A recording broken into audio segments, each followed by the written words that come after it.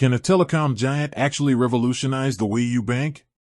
That's the core question when we talk about Rogers Bank. Unlike the big five Canadian banks, Rogers Bank exists primarily as a strategic arm of Rogers Communications, the massive media and telecommunications company. And if you're looking for a traditional brick-and-mortar bank with sprawling new branches, you'll be looking in the wrong place. Rogers Bank's expansion plans aren't about physical growth, they are fundamentally about deepening their integration with the Rogers ecosystem and dominating the loyalty space. It's a hyper-focused, digital-first strategy. The entire banking model for Rogers is designed to keep you, the customer, fully within the Rogers family of services, mobile, internet, TV, and now, financial products. So, how are they expanding?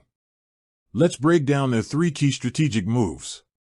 First and foremost, it's about redefining the credit card.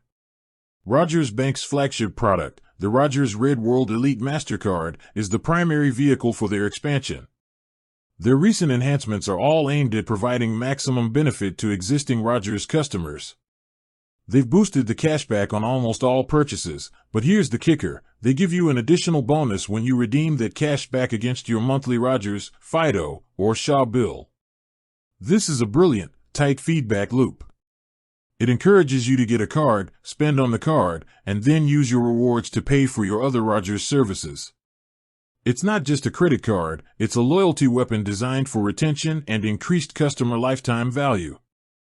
The second area is digital utility and ecosystem value. Rogers Bank expansion isn't just a credit card, it's about adding useful financial utility to the digital experience. We're seeing more streamlined digital experiences and a focus on removing barriers to entry. By eliminating the annual minimum spend requirement on their top-tier card, they are aggressively expanding the pool of Rogers customers who can now benefit from premium card features, like travel insurance and airport lounge access. The idea is that your Rogers account becomes your one-stop hub for communications and financial rewards. Look for new digital integrations that make managing your card and redeeming rewards feel completely seamless within the existing Rogers app framework. Finally, their third push is what we call the soft sell.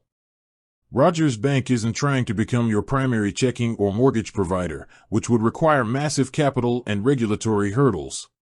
Their expansion is about dominating the convenience banking niche, specifically maximizing rewards on everyday spending and travel, all while having zero annual fee and a massive redemption bonus if you're a Rogers customer. They're offering a compelling, low-risk, high-reward option that complements their other subscription-based services.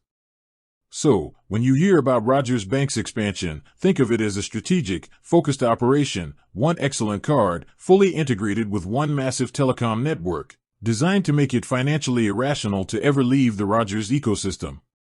With that said, thanks for watching and until next time.